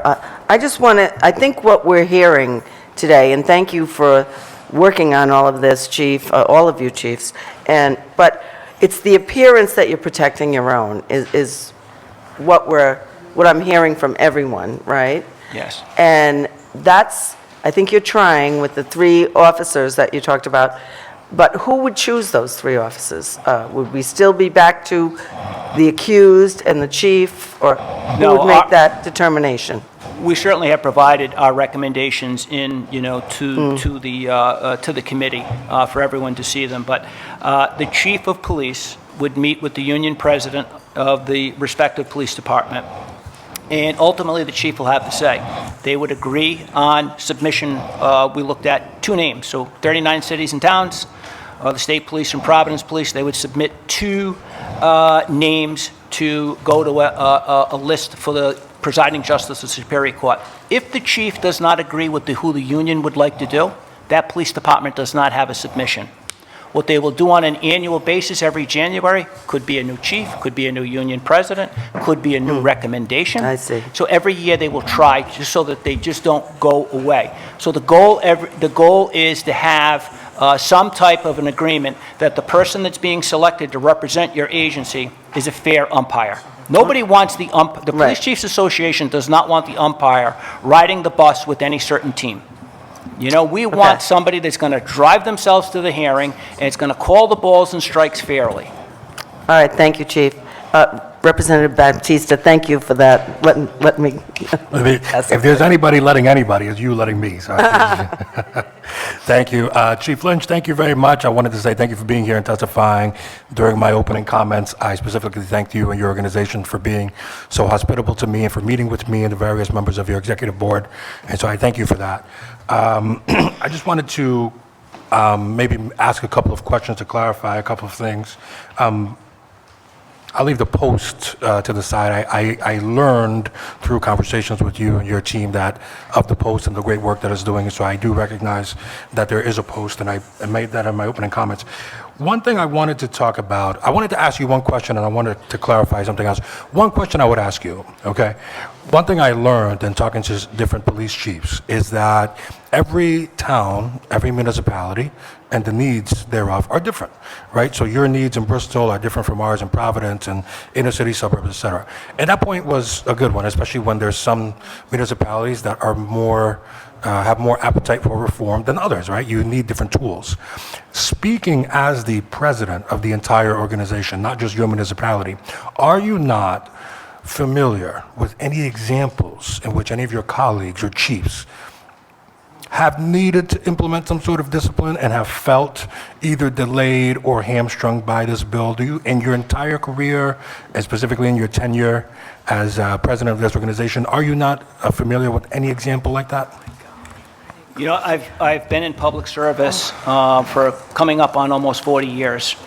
And certainly the sentiment, you know, in the earlier versions was that, you know, LEOBOR certainly worked in the favor of an accused officer. I have to give the profession credit.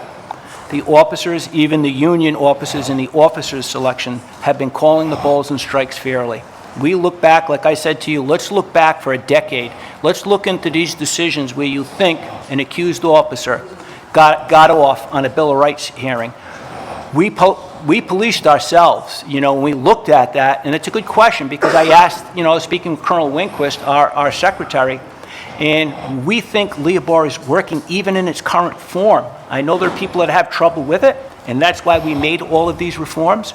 And the reform that we made on plea deals was something that just popped up recently. Officer was arrested in Mass for a domestic felony issue. And there was a plea deal, an Alfred plea, and now there's a potential that that officer may be afforded a LEOBOR hearing. Doesn't mean that the ultimate decision is going to be he's going to return to the force, but we feel as though that you're going to take a plea on a felony, you're off the job. We don't need those actors in the field. So yes, so when we saw that, that was something that a fellow chief brought up and raised an issue, and we think we closed that gap. Same thing for making an initial public statement. We know nothing gets the general public upset when we say, unfortunately, I can't make a comment as the chief of police because LEOBOR prohibits me from making a statement. We know folks want to know what's going on, what's the position of the officer, who's coming in to help with the investigation. The state police have been called if it's a municipality or the attorney general. We want to reassure the public that we're doing the right thing. So yes, those are the reforms that the chiefs have brought back and we have memorialized in our proposal.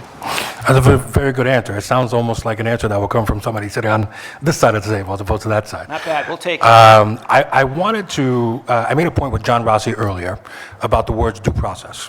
And I would respectfully submit that even with good folks that I got to know with good intentions, the words, buzzwords like due process are being misused in this conversation. Not intentionally, not necessarily, but if we really dig down on what due process means, for example, I think we'd be a lot more inclined to pass a bill like mine as opposed to alternatives. Another example of buzzwords you put up a couple of times, wrongful termination. I know there was a case in Massachusetts recently where a police officer was successful in bringing a wrongful termination case. I just want to clarify for the record, not that you misstated this, but I just want to be clear. If, for example, my bill were to pass, for example, and police chiefs were able to implement punishment after a Loudermill hearing, I say immediately, but it would be after due process. That alone would not give a police officer a wrongful termination claim. In order to bring a wrongful termination claim, there has to be some sort of allegation of that the police officer was fired, not just fired, fired because of a protected class, because of their gender, because of their age, because of a physical disability, because of something like that. And so even in that context where the chief would be able to implement punishment, it doesn't mean, if you fire somebody wrongful termination because they didn't like the process. It's because, you targeted them. And in that case in Massachusetts, the police officer had a very talented lawyer who was able to argue that the police officer was not drunk on the job, as he was fired for, but rather an alcoholic. And because that department was not willing to give that police officer the sort of need and resource that he needed to treat his alcoholism, that's why he was fired. That's why he actually won the case. And so I have a lot of trust in persons like you and chiefs, and I know Chief Clemens in Providence just retired, and I feel like we had a parade for him and everybody loved him. And so part of our position is, why not give the chiefs, talented, experienced, fair, the ability to make these decisions as opposed to prolonging that process unnecessarily. I guess I would revert back to some of the original testimony on the origins, of LEOBOR, when there was police chiefs that somewhat abused their power. And that was the genesis, behind the LEOBOR bill. And I'm certainly not here to accuse my fellow chiefs of abusing their authority, but that is the inception, of LEOBOR.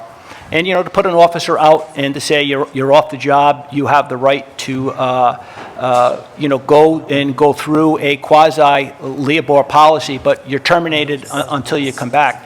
I just don't have the expertise, yourself, as an attorney. When you bring up the word due process, I'm sure you would agree that the word due process would apply if we did not have a LEOBOR process. That if an officer chose to go to the court and do a wrongful termination, that officer would be using some form of due process by going to the court. Whatever the definition or process, that's what we feel as though, that's what we know the other states are up against. And let's not forget it, Rhode Island's a labor state. These officers have arbitration. They can file a grievance and go to arbitration, if we don't have the LEOBOR process. And, arbitration on these particular matters, you're an attorney. Labor law has been around longer, and there's more case law for the employee over the employer, especially in the government realm. So that's why we think LEOBOR works. It gives us a level playing field rather than going through an arbitration and waiting for an arbitrator's decision. We know that there are pro-labor arbitrators. We know they're pro-administration, but the pro-labor arbitrators certainly outweigh, the pro-administration. And I think we're going to get into a pool that is going to hurt us. And the reason why LEOBOR works, and there's a process, I'll avoid the word due process, for the conversation's sake, is because there's timelines. These folks can't stay on the books and linger in our ranks because LEOBOR is a tight timeline and it removes bad apples from our profession. Thank you very much. Any other questions by the committee? Okay, thanks, guys. I want to thank you. I know my testimony is compassionate, but I appreciate everyone's time. It means a lot to us. Appreciate it. Okay, John Donnelly, Jim Cinerini, and Steve Alquist.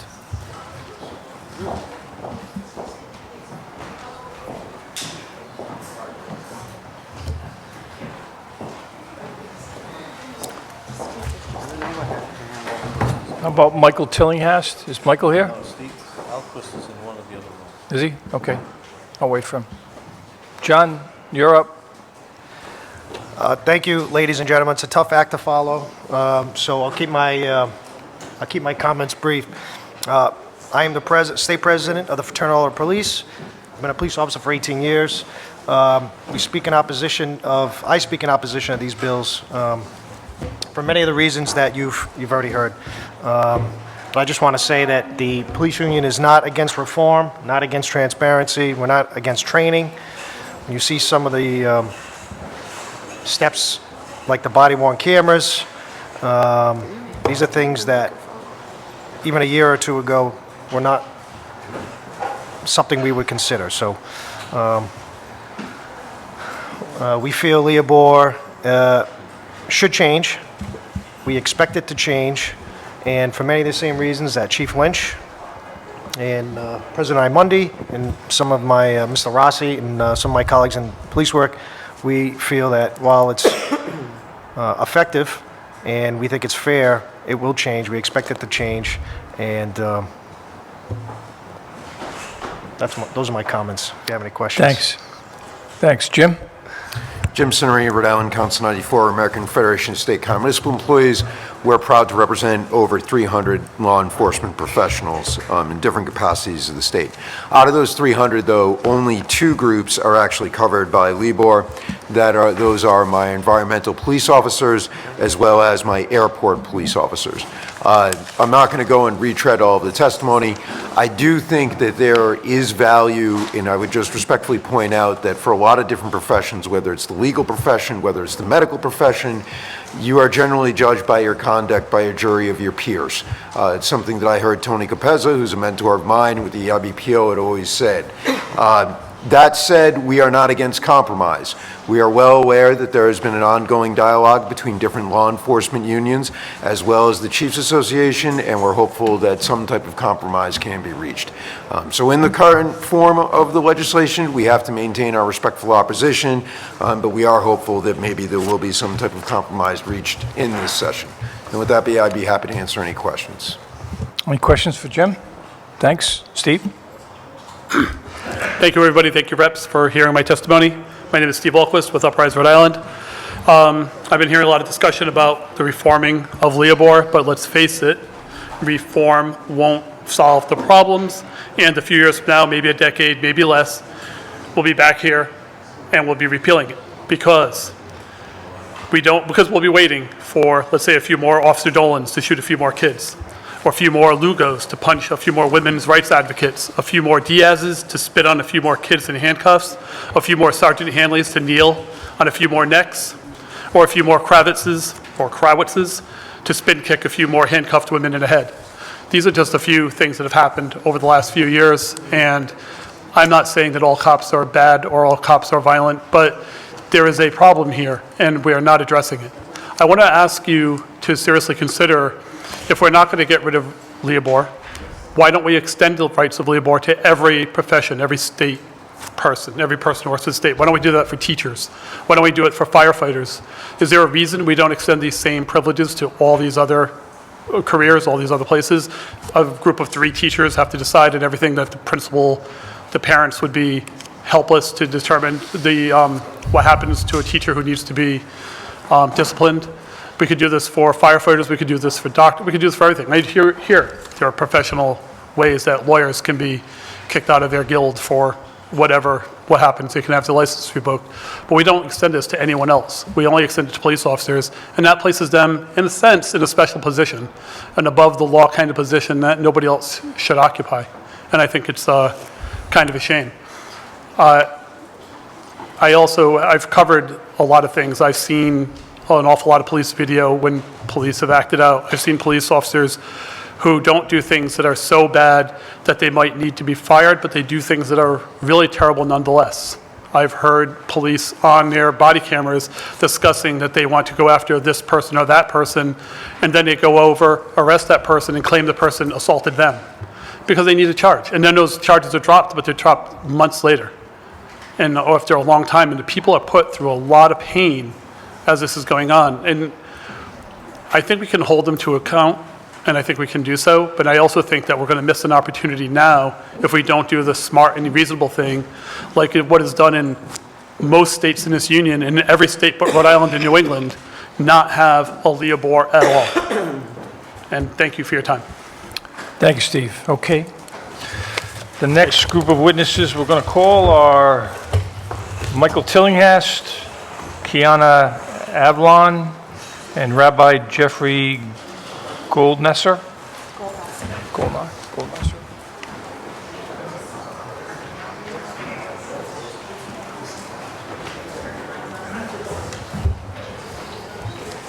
And is Andrew Mueller here? Andrew Mueller? Okay. All right, guys. Go ahead. Hello. First off, I'd like to thank the committee for taking the responsibility to consider whether to repeal or amend LEOBOR. One bill aims to repeal LEOBOR, another repeals the section prohibiting public disclosure, another amends the document to have wording that I'm sure is worded in a way that the new police chief, Oscar Perez, would support. BLM and the NAACP want to repeal LEOBOR entirely. The police chief candidates expressed their support for amending the document. People have certainly expressed discomfort with not having the freedom of press to disclose such incidents. At the same time, officers do not want the public retaliation and humiliation for the bad press. People are innocent until proven guilty. In that language, people are charged with a crime or they're convicted with a crime. At the same time, I believe that these three bills are a step forward towards answering those calls. Repealing the bill, amending the bill, or at least large parts of it would be great. Repealing the section about public disclosure would provide transparency in the face of controversy. Unfortunately, there are not enough officers to publicly dismiss everyone. Amending the document to have wording,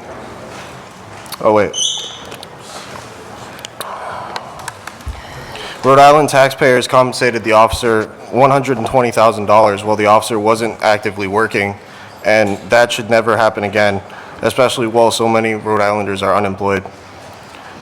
Hi, my name is Rabbi Jeff Goldwasser. I'm the spiritual leader of Temple Sinai in Cranston, and I'm a member of the steering committee of the Interfaith Coalition to Reduce Poverty in Rhode Island. I'd like to speak to two of the LEOBOR bills and then also make a few comments about 5 other bills that are before the committee tonight. So I offer this testimony on behalf of the Interfaith Coalition in favor of legislation to repeal or greatly reform the Law Enforcement Officers' Bill of Rights, H. 5567 and H. 6200. With due respect to law enforcement, LEOBOR has proven to be ill-conceived and has served as a shield for wrongdoing. We entrust our law enforcement officers with a great deal of, we entrust them with a great deal of power and authority as the first line of justice in our communities. This is to benefit our entire society. It's exactly what we mean when we say that law enforcement is a public good. Yet we're also warned that the consequences are dire when such power is abused. It threatens our entire society and the foundation of our system of justice. Our shared faith traditions tell us that we must be especially careful to warn those who are entrusted with such power from taking bribes, from perverting justice, and from oppressing the powerless. Unfortunately, this is exactly the opposite of what LEOBOR does. Instead of warning those whom we have entrusted with power against abusing it, LEOBOR protects them from disclosure of their wrongdoing. Instead of making sure that our system of justice deals justly with those who are sworn to uphold the law, LEOBOR prevents swift action when law enforcement officers are accused of wrongdoing. Instead of reassuring communities that law enforcement will work for their benefit, LEOBOR sends a message that the law enforcement officers who illegally harass and disrupt communities, particularly in impoverished communities, will have more protection from being disciplined than the community will have from harassment and disruption. Rhode Island is the only state in New England with a LEOBOR statute. It has resulted in no demonstrable improvement in law enforcement for our citizens. It is time to undo the perverse reversal of the biblical commandment to protect the oppressed. It is time to reform LEOBOR or do away with it entirely. Thank you for having me. David Valise, Director, Rhode Island Interfaith Coalition to Reduce Poverty. We are a coalition of faith leaders throughout Rhode Island that are dedicated to fighting inequality and poverty. I'm just going to run through the numbers and just give a quick sentence. We believe in repealing LEOBOR. If not, we also at least believe in adjusting it.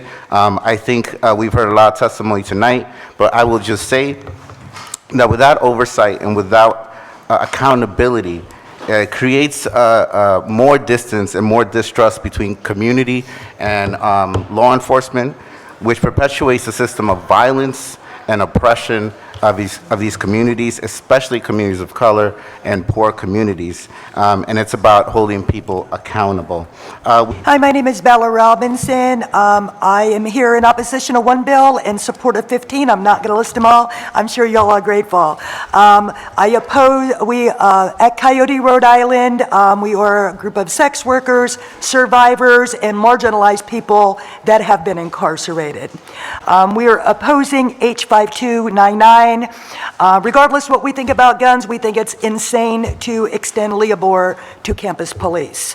The other bills we're here to support is H5567, H5686, H6164, and H6163, and obviously I don't have time to talk to you about all of them, but I do want to point out that in the report that we emailed all of you months ago, we have 55 incidents of police engaging in sexual conduct with women during vice stings, and that's just what's in the charging documents that they wrote. We know from street-based outreach that this has been going on. My first arrest, I'm 58, I was 18. I wouldn't date a police officer who arrested me and sealed my fate, and I've been a sex worker for 40 years now. I often have to make quick, split safety decisions without a badge and a gun. I served 3 years and 5 years at Lowell Correctional in Florida, which is the biggest women's prison in the country. And in 2020, DOJ wrote a report that they have violated our rights by allowing the sexual assaults to occur for decades. And they even documented the retaliation while they were there investigating. And guess what? Nothing's been done. We know this is taking place in every jail and prison in the country. This is nothing new. We're not saying all law enforcement officers are bad, but we don't feel putting a Band-Aid on this is going to fix.